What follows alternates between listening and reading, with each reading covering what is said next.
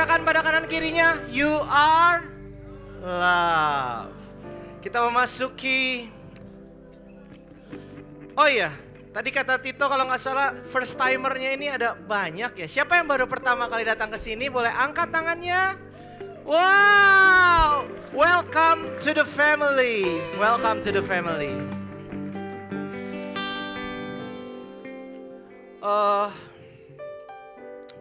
Maaf, saya harus catch my breath dulu. Yang terberkati dengan pujian tadi boleh angkat tangannya. Yang tadi nangis ketika pujian tadi naikkan boleh tetap angkat tangannya. Ya, saya salah satunya, I need to catch my breath. But itu tandanya Tuhan sayang sama kita semua. Amin. Ya, oke, kita memasuki minggu yang kedua dari tema kita bulan ini yang berjudul Closer. Series kita berjudul Closers dengan judul God is Romancing You. Nah, kalau kita lagi bicara tentang closer, kita bicara tentang kedekatan sama Tuhan, saya itu jadi ingat masa-masa mendekati pertobatan saya dan sesaat setelah saya bertobat. Mendekati pertobatan saya ini pribadi yang love language saya itu touch sama quality time.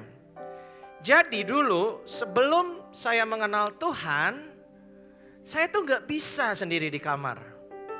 Gak bisa sendiri, sebentar pun gak bisa. Kenapa? Karena ada begitu banyak trauma dan luka yang kalau saya sendirian itu akan mengingatkan saya. Timernya memang 30 menit ya? Biar gak salah durasi teman-teman. Ya, balik lagi. Ada luka, ada trauma yang akan langsung kayak saya keinget kembali kalau saya sendirian itu. Nah, jadinya hobi saya itu jelas melarikan diri dari itu semua karena love language-nya touch dan quality time. Ya udah, mabok-mabokan rame-rame itulah terapi terbaik buat saya. Bahkan kalau lagi saya nggak ada temen pun saya cari temen baru ke night club. Saya bayarin minum biar nemenin saya minum. Gak heran ketika saya tobat 6 kartu kredit limitnya 2 digit mentok semua. Nah tapi ketika setelah saya taubat, jangan pikir kalau teman-teman udah bertobat gitu seketika kebiasaan buruk tuh hilang. Seketika luka itu hilang. Hatinya kenal Tuhan tapi memori ini masih ada. Jadi waktu itu waktu saya masuk ke kamar pulang kerja hari Jumat, ngelihat kamar kosong tuh kayak, oh lukaku akan keinget lagi nih. Tapi mau pergi kagak ada duit. Ya udah deh, saya coba apa yang saya tahu, satu-satunya ayat yang saya tahu waktu itu karena itu ketempel di gereja saya di katedral. Tulisannya, marilah kepadaku yang letih lesu berbeban berat. Ya udah deh, coba. Rencana saya 3 menit. Saya tutup pintu kamar, saya berlutut, saya setel musik pujian. Ternyata 10 kali lipat dari yang saya kira. 30 menit berlalu. Dan 30 menit itu saya merasakan sentuhan di hati saya yang jauh lebih fulfill hati saya daripada semua sentuhan manusia yang pernah saya dapat.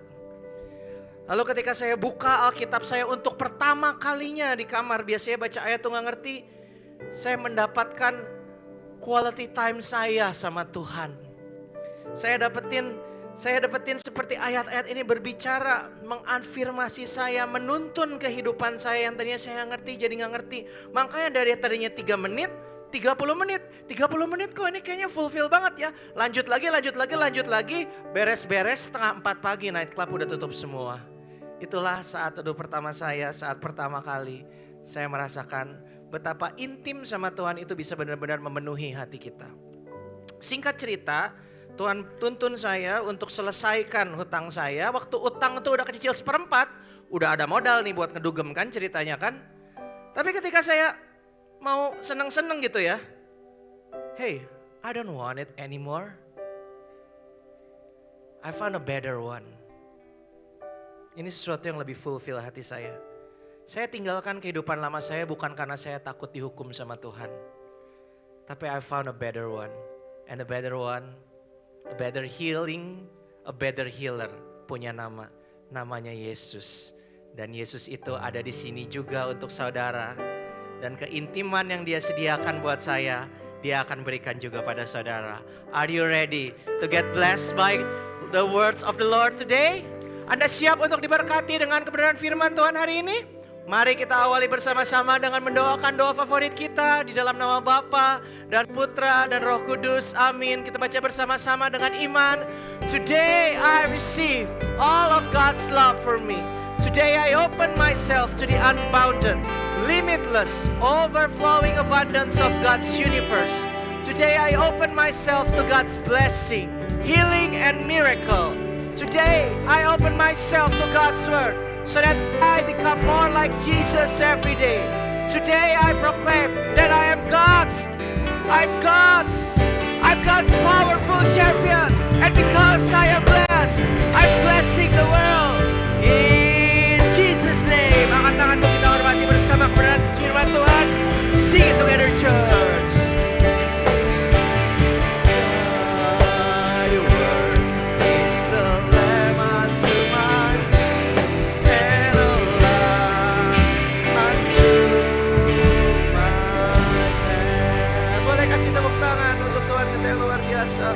Thank you Lord, speak to us Lord.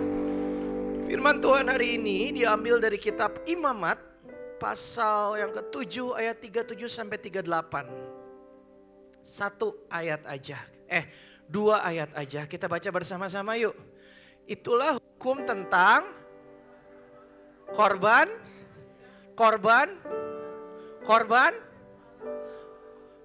persembahan, pentabisan, dan korban keselamatan.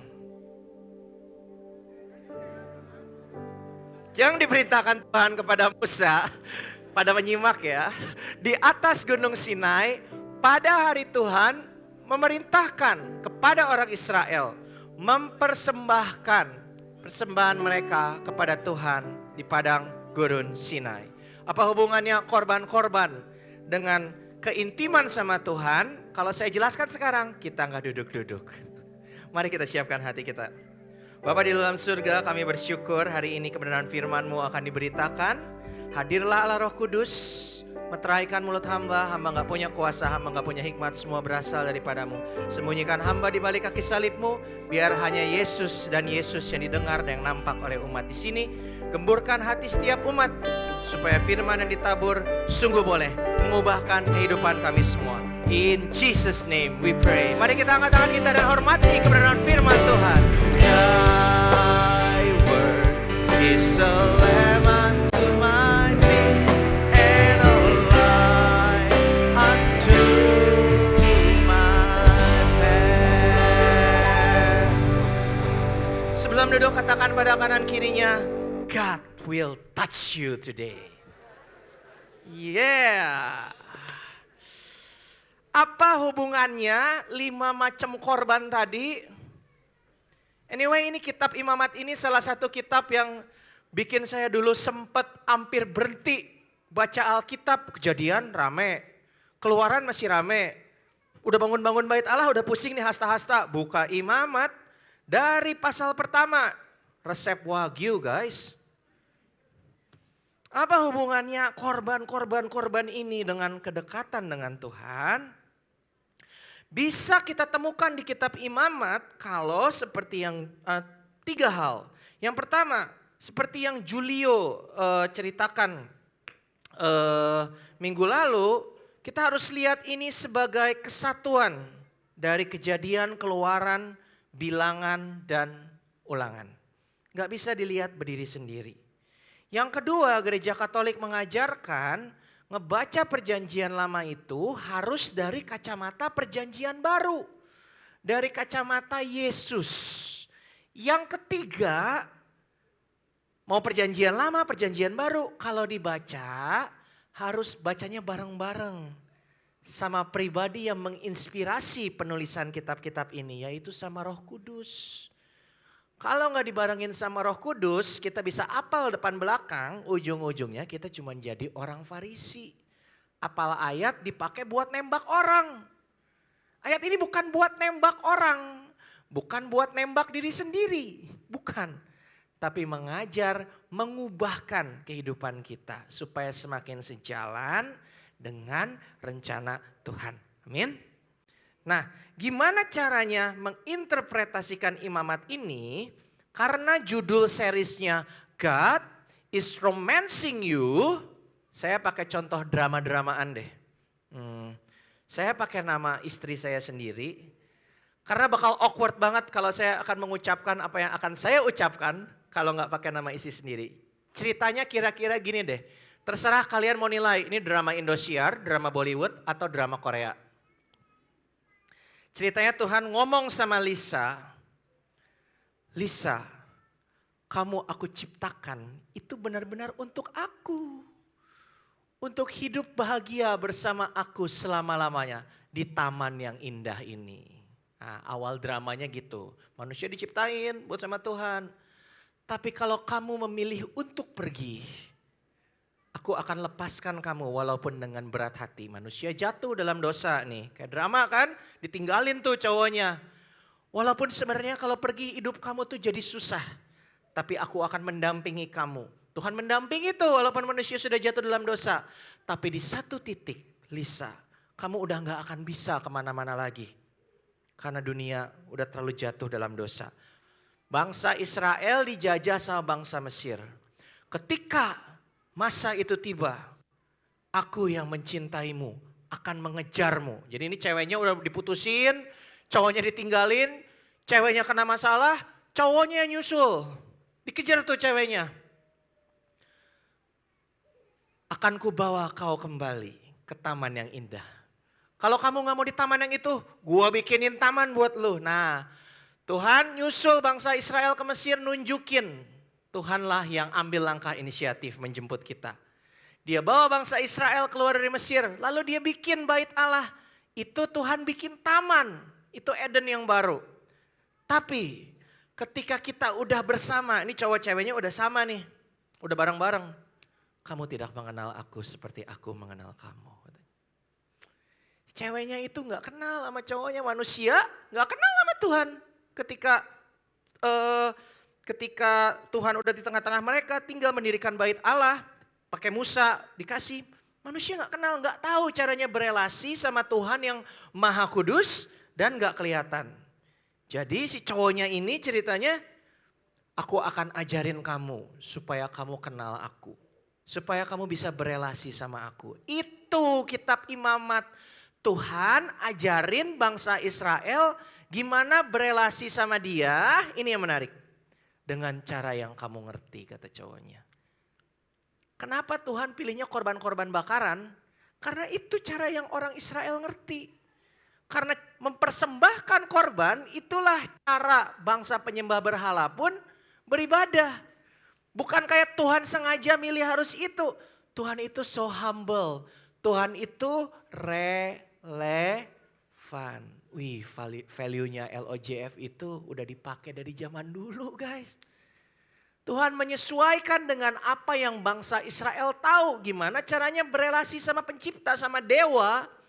Pakai korban.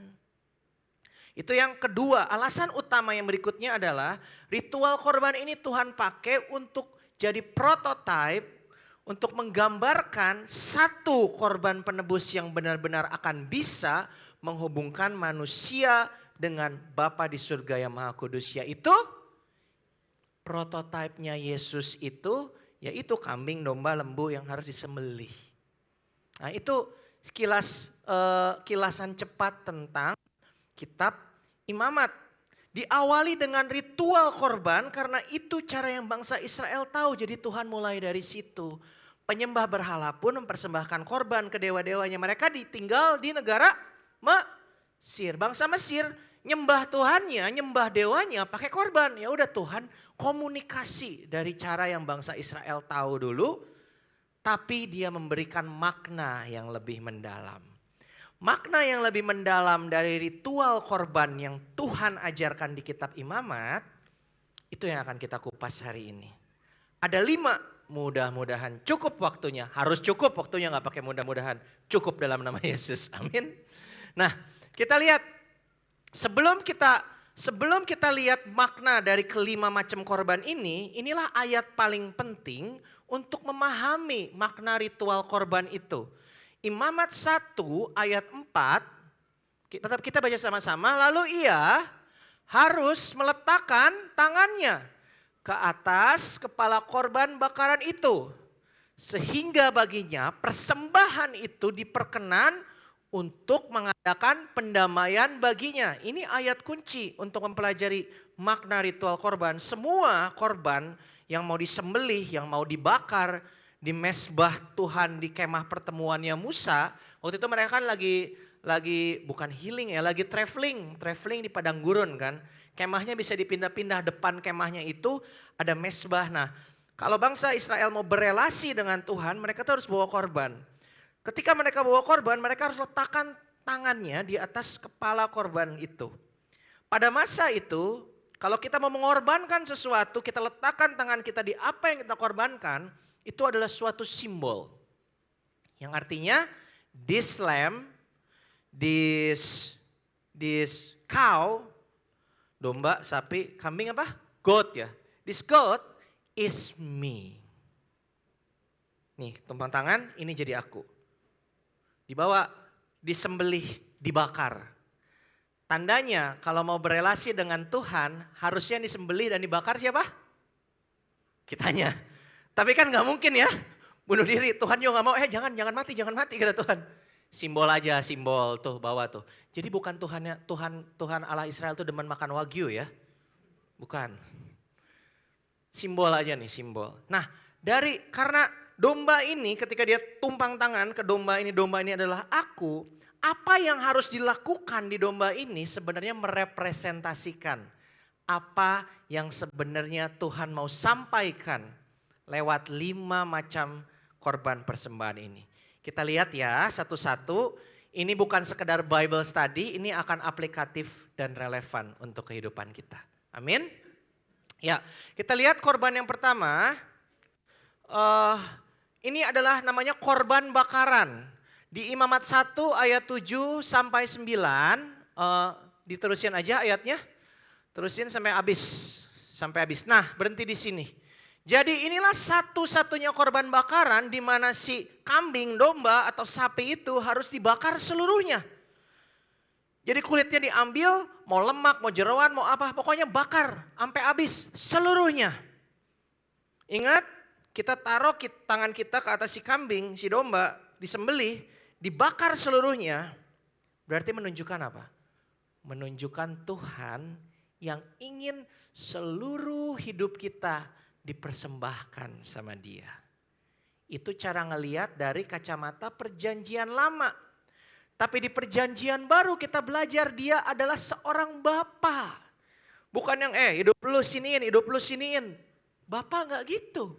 Seorang Bapa yang baik, Tuhan yang Maha Kuasa, kalau dilihat pakai kacamata perjanjian baru, pencipta alam semesta, memilih mau ikut dilibatkan dalam setiap aspek kehidupan kita yang cuman ciptaan ini. Itulah makna yang pertama. Next slide. Tuhan memilih untuk ada di seluruh aspek kehidupan kita. Pertanyaannya, kita mengizinkan Tuhan enggak? Kalau kita bicara gimana mempersembahkan seluruh kehidupan ini untuk Tuhan, berarti mencari dan melakukan kehendaknya di setiap aspek kehidupan kita. Garis bawahi setiap, seluruh, bukan pilih-pilih. Susah atau gampang? Ada banyak area di mana kita tuh susah cari dan melakukan. Kadang-kadang udah tahu pun gak mau ngelakuin kehendak Tuhan. Area apa aja itu? Ada banyak. Tapi saya akan ambil 3 contoh. Saya ambil 3 contoh yang paling sering terjadi dalam kehidupan saya. Mungkin ini juga bisa mengingatkan saudara-saudara yang ada di sini. Aspek-aspek kehidupan yang susah kita serahin sama Tuhan. Yang pertama, kalau aspek yang kita ngerasa udah mahir. Saya kan sering kesaksian ya, Tuhan itu selalu ngebuktiin ke saya matematikanya tuh lebih jago karena saya orang keuangan. Kalau baru pertama kali pelayanan gitu ya, pelayanan perdana aku berserah gitu. Udah 10 tahun pelayanan. Masih bisa ngomong nggak? Aku berserah, atau kita bikin SOP sendiri. Sama buat pekerjaan kita, sama buat yang orang tua yang udah punya anak. Anak pertama, aku berserah. Terus produktif nih, anaknya sampai 5. Anak kelima, aku udah tahu SOP-nya. Hal yang kita expert, kadang kita lupa cari kehendak Tuhan, ngerasa kita paling tahu. Yang kedua, hal yang kita awali gak bersama Tuhan. Mungkin perjanjian bisnis, mungkin proses kerja, mungkin proses hukum, sengketa. Apapun itu, diawali gak bersama Tuhan. Caranya juga bukan cara Tuhan. Tengah-tengah mentok. Udah mentok cari Tuhan. Tuhan tolong beresin. Gimana kalau Tuhan bilang, ambrukin, bubarin tuh kerjasama, mulai lagi dari awal sama aku. Berani gak kita ya? Yang ketiga, pergaulan. Value komunitas kita itu emang inklusif with love. Kita menyambut semua orang. Tapi bukan berarti kita mengizinkan sembarang orang ada di ring satu kita mempengaruhi value dan pikiran kita. Apalagi kalau orang-orang ini gak sejalan pemikiran dan nasihatnya dengan kebenaran firman. Kalau kita sungguh-sungguh sama Tuhan, Tuhan akan filter teman-teman kita. Ring satu kita. Berani gak diproses sama Tuhan? Saya sendiri kehilangan banyak teman yang mungkin saya temenan sama mereka tuh ada yang 19, ada yang 20 tahun, ada yang 21 tahun. Banyak loh yang keluar dari kehidupan saya. Tapi Tuhan gantikan dengan orang-orang yang lebih mengasihi saya dan lebih bisa membawa saya kenal sama Tuhan. Jadi banyak orang tuh bertanya, gimana sih caranya dengar suara Tuhan? Kok aku gak bisa ngerasain Tuhan? Emang disayang Tuhan itu rasanya gimana? Tuhan itu udah give his all nyawanya. Pertanyaannya, have you give your all to God? Coba siku dikit kanan kirinya. Give your all to Jesus. Amin. Nah yang kedua, korban yang kedua. Next slide please. Nah ini namanya korban sajian. Ini satu-satunya korban yang gak pakai binatang. Dia pakai tepung. Imamat pasal 2 ayat pertama. Ingat bangsa Israel itu lagi di padang gurun. Kalau domba, jantan, dombi, betina gitu ya, domba-dombi, sapi, kambing, ketemu oasis, makan rumput, beranak, terproduksi lagi. Kalau tepung dari gandum, fams, kapan mereka mau bercocok tanam? Tinggalnya di padang gurun. Jadi tepung ini bahkan lebih berharga dari daging buat bangsa Israel. Masuk akal kan? Make sense? Jadi tiap dipersembahin ke Tuhan berarti jumlahnya makin Korban ini menunjukkan, maknanya adalah ungkapan syukur atas pemeliharaan Tuhan dalam kehidupan bangsa Israel tertulis. Buat kita sekarang ini seperti persembahan kasih, seperti kolekte. Tapi spesifik, next slide. Balik lagi maaf. Tapi spesifik, balik lagi ke ayatnya, sorry ya, my fault. Tapi spesifik dikasihnya bukan ke orang kelaparan. Dikasihnya ke imam. Jadi aplikasinya buat kita apa? Ketika kita memberikan resource kita untuk pekerjaan Tuhan. Kalau ngasih makan orang kelaparan, orang gak kenal Tuhan pun bisa. Tapi ketika kita memberikan apa yang Tuhan percayakan sama kita. Time, treasure, talent. Dan yang diberikan tepung, sesuatu yang langka. Memberikan yang terbaik. Bukan kalau ada waktu, aku baru deh pelayanan. Kalau ada waktu, aku baru deh beritakan kebaikan Tuhan ke orang lain. Kalau ada sisa setelah bayar ini, maka bayar ini, beli Starbucks, beli ini. Kalau ada sisa akhir bulan, sisanya boleh deh buat pekerjaan Tuhan. Itu bukan tepung. Tepung menggambarkan secara sengaja mengalokasikan resource yang Tuhan percayakan pada kita untuk pekerjaan Tuhan. Komunitas dan gereja. Kenapa? Apakah Tuhan mata duitan? No. Buat saya pribadi ketika saya secara sengaja mengalokasikan time, treasure, and talent untuk pekerjaan Tuhan, itu mengingatkan diri saya sendiri. Ini semua dari siapa? Bukan gara-gara saya punya time, treasure, and talent ini. Jadi saya punya kerendahan hati untuk bilang makasih Tuhan. Sisanya yang gak dipakai direct untuk pekerjaanmu, kamu mau aku pakai buat apa? Kalau kita punya humility like that, minta tuntunan Tuhan untuk menggunakan semua resource kita, percaya deh. Mau lagi susah, mau lagi seneng, mau lagi banyak duit, mau lagi kurang duit, kita akan selalu bisa jadi saluran berkat. Karena yang menuntun kita adalah sang sumber berkat. Kalaupun kita hanya bisa melakukan hal yang di mata dunia kecil, hal kecil itu akan memiliki cinta yang besar. Seperti yang diajarkan Santa pelindung kita, Santa Teresa. Jadi Tuhan itu setelah bilang, ayo libatin aku di kehidupanmu. Kalau kita udah bilang, oke Tuhan, come into my life. Aku berikan semua. Yang kedua Tuhan lakukan adalah, baru next slide, thank you. Dia mau di semua aspek kehidupan yang kita persembahkan sama dia, dia mau berkatnya itu mengalir. Dia mau jadikan kita berkat. Dia mau jadikan hidup kita signifikan, impactful. Gak cuma lewat doang di dunia. Ada orang-orang yang hidupnya diberkati, diubahkan lewat kehidupan kita. Dan enaknya sama Tuhan gak perlu tunggu kaya, gak perlu tunggu punya time freedom, gak perlu punya financial freedom. When you give your life to Jesus, mungkin Anda masih terluka, mungkin Anda masih kecewa, mungkin Anda masih bertanya-tanya, but you make decision to give your life to Jesus, He will turn you into a blessing. Karena kesaksian Anda ketika Anda bilang dalam keadaan kayak gini saya mencoba untuk menyerahkan hidup saya pada Tuhan, itu sendiri udah suatu langkah iman yang mungkin menginspirasi orang lain. Anda susah, Anda senang, Anda banyak uang, Anda sedikit uang, Anda dikecewakan, Anda lagi happy. With Jesus, you will always become blessing for others. Amin. Nah, nanti kalau kita udah izinkan dia masuk di semua aspek kehidupan kita, berkatnya mengalir. Dia itu bukan Tuhan yang kayak duduk di surga. Hei Resa, libatin aku di kehidupanmu. Nih, baca, terus diajarin. Nih, ini tuh kamu harus gini, ini tuh harus begini. Nih, terima berkatku, udah dari surga ngeliatin. Ayo jalanin. No, dia Tuhan yang mau dekat sama kita. Dan itu akan kelihatan di korban yang ketiga. Next. Imamat pasal 7 ayat 15-16 menjelaskan korban yang ketiga. Korban syukur atau korban keselamatan. Yang pertama ingat korban apa?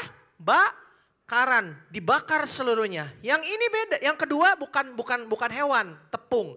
Yang ini hewan, tapi ini satu-satunya korban yang dagingnya itu Tuhan suruh kamu juga ikut makan. Persembahin ke imamku, lemaknya kamu bakar biar kamu gak kolesterol, apalagi daging kambing gitu. Tuhan peduli sama kesehatan bangsa Israel. Dagingnya kamu makan di depan mezbah. Nunjukin Tuhan kita tuh seneng ngajak kita makan-makan. Seperti putranya ketika turun ke dunia, hal apa yang terakhir dia lakukan sebelum mati di kayu salib? Makan-makan. Nunjukin Tuhan tuh mau deket. Mau punya fellowship. Mau punya persahabatan.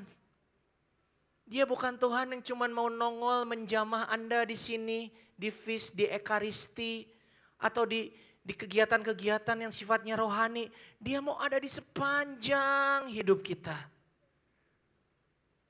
Dia kan gak tinggal cuma di dalam gereja atau ruang doa aja. Dia tinggal di hati kita melalui Roh Kudusnya. Roh Kudus itu tinggal dalam hati kita. Pertanyaannya, kita mau gak temenan sama dia? Ketika kita mengalami, paling simpel ketika kita lagi gak ketemu manusia menjalani hari kita. Lagi gak ketemu manusia, misalnya lagi bengong di WC, apa yang kita lakukan? Kadang-kadang ngebatin, aduh capek banget nih kerjaan. Kadang-kadang nggak ada kerjaan, scroll Insta. Kalau lagi nyetir sendirian, apa yang kita lakuin? Apa yang ada di pikiran kita? Tuhan itu mau diajak ngomong guys. Dan kalau ada teman-teman di sini yang ngedenger, kalau udah orang bilang, aku dengar Tuhan ngomong gini, kayaknya gue tuh ngobrol sama Tuhan. Bukan ajaran Katolik, Katolik banget. Itu salah satu metode doa dari Romo-Romo Jesuit. Ngobrol sama Tuhan seperti layaknya sahabat, itu adalah metode doa yang sangat Katolik. Next slide. Next slide. Next slide. Namanya apa? Kolokui. Metode doa Romo-Romo Jesuit di mana artinya doa yang dilakukan seperti kolokui, bahasa Latin percakapan. Kayak ngebatin gitu ke Tuhan. Jadi ketika gak ketemu manusia, kita ngobrol sama Tuhan. Apa yang ada di pikiran kita, kita jadikan doa. Perasaan apa yang lewat di hati kita sampaikan ke Tuhan. Tuhan, hari ini aku capek. Ngobrol. Itu bisa dilakukan 18 jam sehari kalau Anda tidurnya 6 jam. Apa berarti kita gak perlu saat khusus untuk berdoa, merenungkan firman Tuhan, memuji Tuhan? Perlu. Kalau gak ada itu gimana kita bisa ingetin diri kita, jiwa kita ada Tuhan bersama kita. Tapi setelah kita keluar dari ruang doa kita keluar dari misa. Tuhannya kita tinggalin atau kita bawa? Karena secara ajaran iman Katolik ada metode doanya. Ngebatin, ngajak ngobrol ke Tuhan layaknya sahabat. Semakin kita peka sama kebenaran firman-Nya yang tertulis, wadah kita itu untuk menangkap, untuk peka sama suara Tuhan akan semakin tajam. Ketika kita ngebatin, Tuhan tuh bisa ngomong balik lewat kejadian, lewat omongan orang, lewat firman-Nya. Kita punya kepekaan karena kita membuka hati kita untuk persahabatan dengan Tuhan. Jadi waktu untuk memuji, menyembah Tuhan, merenungkan firman-Nya penting. Tapi di luar itu juga penting apakah kita melibatkan Tuhan. Di dalam keseharian kita ketika kita lagi gak ketemu orang. Brother Bo Sanchez waktu datang ke Indonesia pernah ditanya sama salah seorang teman saya di komunitas di Makassar. Brother Bo doa berapa jam sehari? Brother Bo balas jawab, what do you mean by prayer? When you talk with God, I do that around 16 hours a day, kata Tuhan. Karena kalau Brother Bo Sanchez, jangankan lagi gak ketemu orang, lagi ketemu orang aja, dia tetap dalam hati itu menjadikan percakapan itu sebagai doa. Kayak Tuhan tuntun aku harus ngomong apa ke orang ini. Dan itu metode doa yang sangat Katolik. Berbincang-bincang dengan Tuhan. Untuk bisa sampai ke sana, unit yang tertulis dulu. Kalau gak pernah expose sama yang tertulis, sok-sokan tak tertulis, apalagi Anda lagi jatuh cinta. Tuhan berkata kamulah jodohku. No bro, itu bukan lu buat, itu lu buat-buat. Amin. Jadi yang pertama Tuhan memilih untuk ada di setiap aspek kehidupan kita. Yang kedua, Tuhan mau berkatnya mengalir dalam kehidupan kita. Satu slide sebelum ya teman-teman, sorry. Yang ketiga, Tuhan menawarkan persahabatannya bagi kita. Katakan pada kanan kirinya, do you want to be a friend of God? Yang mau angkat tangan dong? Semau-maunya kalian, Tuhan tuh lebih mau lagi buat temenan sama kita semua. Because He is a good God. Amin, kasih tepuk tangan buat Tuhan kita. Yang keempat, ini yang korban, sebenarnya ini yang kelima. Cuman kalian udah tahu kan kata-kata apa yang mau keluar. Jadi saya pindahin yang kelima jadi yang keempat. Ini yang next ayat berikutnya, Imamat 6 ayat 4 sampai 5. Ini korban penebus salah namanya. Ternyata zaman dulu kalau orang bikin kesalahan sama orang lain sampai orang lain rugi secara material atau barangnya diambil, selain harus sembelih, dia pun harus pulangin barangnya. Tuhan bukan cuma peduli sama hubungan dia dengan kita, Tuhan pun peduli dengan hubungan kita dengan orang lain. Nah ini bisa dua. Ini bisa bicara tentang pemulihan relasi, bisa juga bicara tentang panggilan yang kadang Tuhan tanamkan di hati. Untuk mengenalkan diri dia ke orang lain yang belum kenal. Atau membawa orang yang udah kenal jadi lebih dekat sama dia melalui kehidupan kita. Ada 3 macam aplikasinya sama. Kenapa relasi bisa jadi suatu korban persembahan buat Tuhan? Karena kalau kita bicara tentang pemulihan relasi, tentang ngenalin orang ke Tuhan, tentang ngebawa orang ke Tuhan lebih dekat, akan selalu ada 3 pihak yang terlibat. Siapa aja? Yang pertama? Diri sendiri ya. Yang kedua? Orangnya. Yang ketiga? Tuhan. Selalu ada 3 pihak yang terlibat. Kenapa jadi korban? Kita lihat dari diri kitanya sendiri. Ngelakuin sesuai dengan tuntunan Tuhan. Untuk memperbaiki relasi dengan orang itu atau untuk bikin orang itu kenal Tuhan. Ini melibatkan mengampuni. Ini melibatkan minta maaf duluan padahal nggak salah. Ini melibatkan mengalah. Enak gak? Enak gak? Yang bilang enak udah deket jadi Santo Santa nih. Gak enak kan? Makanya jadi korban persembahan. Gak enak, tapi ini Tuhan minta aku lakuin. Itu jadi korban. Yang kedua, orang lain. Orang kalau ada masalah sama kita sedangkan kitanya benar, nanti lo ya, kitanya benar, kitanya pulih. Tapi orang punya masalah, kemungkinan orangnya punya luka. Bos sering bilang, hurt people. Ketika kita coba kenalin Tuhan ke orang ini, ketika kita coba memulihkan relasi, reaksinya belum tentu langsung, oh thank you for loving me. Dia bisa melukai kita. Tapi kalau kita dituntun sama Tuhan untuk ngelakuin itu kan gak enak buat ego pride kita. Ingat ya, dituntun Tuhan. Jangan sengaja cari-cari masalah. Lu gak cari-cari masalah aja, hidup lu tuh pasti banyak masalah hidup di dunia itu. Yang ketiga bagian Tuhan, mengubah hati adalah bagian Tuhan. Manusia seringnya pengen sampai ngambil bagian Tuhan. Padahal esensi dari memulihkan relasi ataupun ngenalin seseorang ke Tuhan, parameter kita ada di jalan yang tepat itu bukan orang itu berubah kelakuannya ke kita atau orang itu jadi dekat sama Tuhan, enggak. Karena itu urusan Tuhan dan orang itu. Tapi difficult people ada dalam kehidupan kita supaya ketika kita berelasi dengan mereka, kita berproses menjalani bersama Tuhan, proses itu bikin kita semakin kenal sama Tuhan, semakin dekat sama Tuhan. Semakin difficult orang yang lu deal with, lu akan semakin berseru sama Tuhan. Sampai di satu titik kamu sadar, sukacita dan damai sejahtera di hati kita nggak harus ditentukan dari perlakuan orang-orang ini sama kita. Oh, sukacita damai sejahtera kita ditemukan dari kedekatan kita sama Tuhan. I make peace with myself walaupun dia masih begitu. I am free. Free to forgive. Free to love. Free to give. Free to apologize. Free. Kalau kalian tahu kalian berurusan dengan orang yang sangat toksik, jangan sampai buat kalian itu dipengaruhi oleh orang itu, rugi amat. Terserah dia mau ngapain, I will do my part to love him or her, karena hatiku udah penuh sama Tuhan yang mengasihi aku. Amin. Ya, udah bisa ditebak kan? Berikutnya berarti huruf S. Next. Tuhan mau save our relationship. CLOS. Gampang atau susah?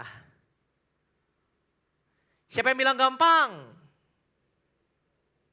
Gak ada, saya juga gak mau angkat tangan. Memberikan seluruh hidup kita pada Tuhan, gampang atau susah? Memberi, bahkan dalam keadaan kekurangan tetap memberi, gampang atau susah? Ngobrol sama Tuhan, berelasi sama Tuhan, ini semua tuh susah. Karena emang kuncinya bukan di CLO atau S, kuncinya ada di korban yang ini.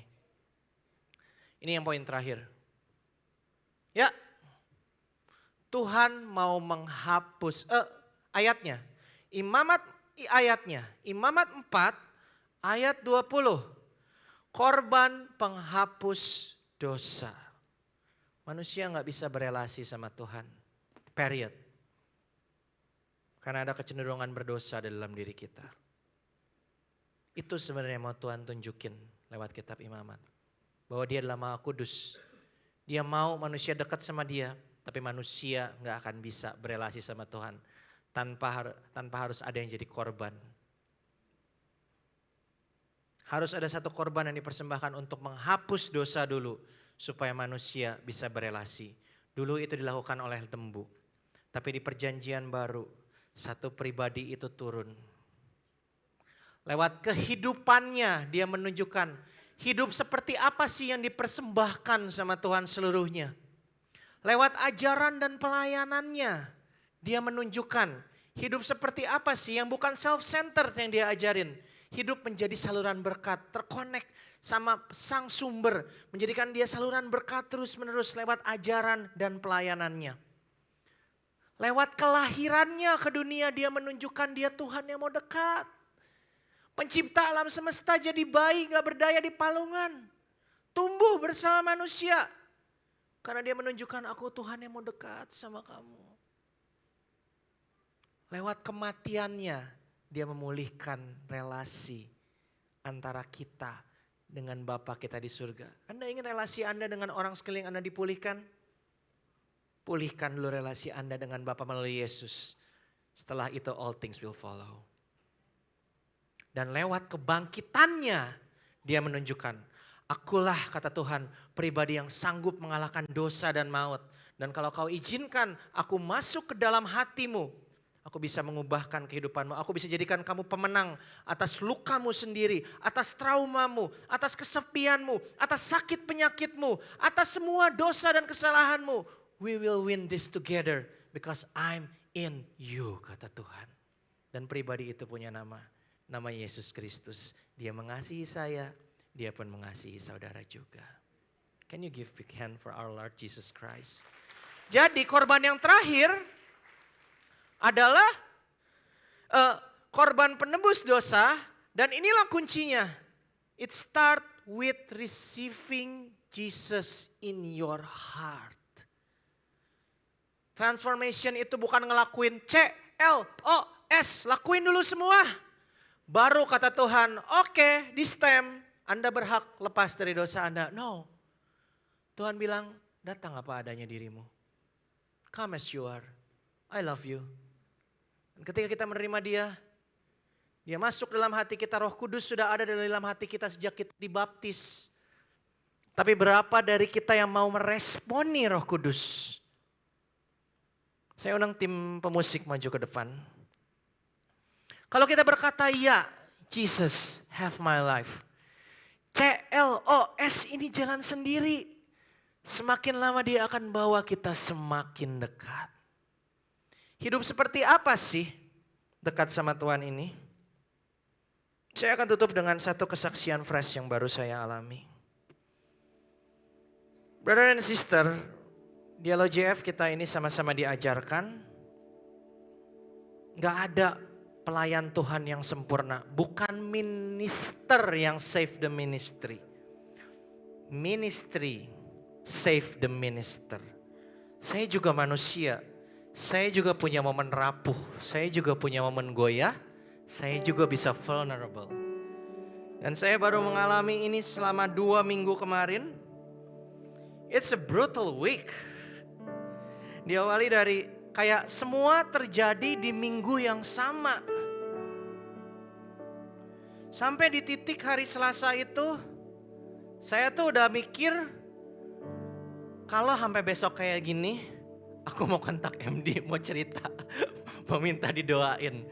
Tapi Tuhan Yesus bergerak duluan paginya, jadi aku ceritanya di sini MD. Saya tuh sampai udah pikir nggak mau berdiri di sini bawain firman tadinya. Kenapa? Karena selama 2 minggu semua terjadi secara bersamaan. Yang pertama mama saya tanggal 20 nanti harus dioperasi. Tolong bantu doanya ya, operasi kaki varises. Karena udah ada penyumbatan di sini yang bisa ngaruh sampai ke jantung. Anestesinya bisa total atau lokal, dokter masih menimbang-nimbang. Tolong doakan. Di saat yang sama cici saya di Singapura itu kena layoff. Sampai minggu lalu belum dapat kerjaan. Tapi Tuhan kasih kerjaan minggu ini. Tapi waktu kejadian ini dia belum dapat kerjaan. Seperti saya cerita, saya sandwich generation. Bertiga menghidupi orang tua saya sama adik saya yang masih kuliah di luar negeri. Kalau satu kena layoff, sisa dua. Waduh, dekat-dekat anak mau sekolah lagi, finansial kena. Kerjaan, bukan karena saya lagi mau ngeluh tentang kerjaan saya sangat diberkati Tuhan di pekerjaan ini. Tapi, emang tanggal 1 Juli ini kita harus go komersial, karena ini perusahaan baru, saya tuh dipercaya megang semua kecuali sales. Saya orang accounting, suruh ngurusin legal, IT dan lain sebagainya. Tiap hari pergi, masuk jam 7 pagi, pulang kadang jam 10 sampai 11 malam. But I'm grateful, but I'm tired, man. Saya bersyukur, masih bisa bersyukur keluarga saya solid, anak saya sehat, istri saya support, istri saya pun bekerja, dia dapat proyek, dia bisa ngurus anak. Bersyukur keluarga ini, oke. Tapi sisanya semua dan pelayanan. Ada orang-orang yang Tuhan tempatkan beban untuk mereka di hati saya. Untuk saya doakan, untuk saya follow up, untuk saya approach. Member LG saya maupun di luar member LG. Bisa terjadi selama seminggu itu. Ketika saya follow up, nothing goes right. Ada yang hidupnya makin menjauh dari Tuhan. Ada yang reject saya. Ada yang bahkan udah gak ngebalas lagi. Ada yang cerita bahwa dia kayak gak ada satupun yang mengencourage gitu kayak oke. And it happened all at once. Sampai satu pagi saya tuh masuk mobil jam 6:30. Tito minta tolong Tok. Soalnya saya gak bisa kayak Ko David nyanyi terus itu, kalau gue nyanyi nanti suasananya buyar. Jadi saya minta tolong Tito. Titonya gak ada. Tok sini Tok. Saya masuk ke mobil 6:30. I'm so tired. Saya tahu hari itu saya harus pulang jam 11 malam. Tapi saya bersyukur, saya tahu saya bisa datang ke Tuhan apa adanya saya. Saya nggak good at preaching. I'm not good at teaching Bible. I'm not good at praying for others. Satu-satunya hal yang membawa saya bisa sampai ke sini adalah I'm good at crying my heart out to God. And I do that morning. Bisa pas lagunya. Lagunya tuh kayak begini. Dalam segala keadaan. Keep it. Berlimpah maupun kurang. Nah, pause dulu. Nah, ini kejadian kayak in an instant. Ketika lagu ini keluar, hati saya tuh udah capek banget. I feel like there's an invisible worm cover me. And satu suara lembut di hati saya. Res, aku cukup gak buat kamu? It's like, wow. Saya begitu into deep with ministry, with works, with everything, with responsibility. Sampai saya lupa satu yang terpenting. Sebagai seorang ciptaan, saya udah punya yang terbaik. Karena pencipta alam semesta mau turun, tinggal di hati saya. I have Jesus in me. Itu terjadi begitu cepat, lalu lagunya berlanjut Tok, lanjutin Tok, nanti saya pause lagi. Tetapi Yesus yang mempesona hatiku. Keep it Tok. Dia beri damai dan kesempatan baru. Keep it. Nanti ada pause lagi. Kehidupan. Nah ini nih, waktu itu saya masih ngerenung. Kuat maupun lemah. Oke. Nah di sini kayak ada memory flowing through my minds. Dari zaman saya masih kelilit utang kartu kredit. He is a God of unchurched. Karena dulu saya tuh masih unchurched kan. Tadi kesaksian saya dibuka. Kayak Tuhan tuh mau ngomong, He's still the same Jesus when I was church.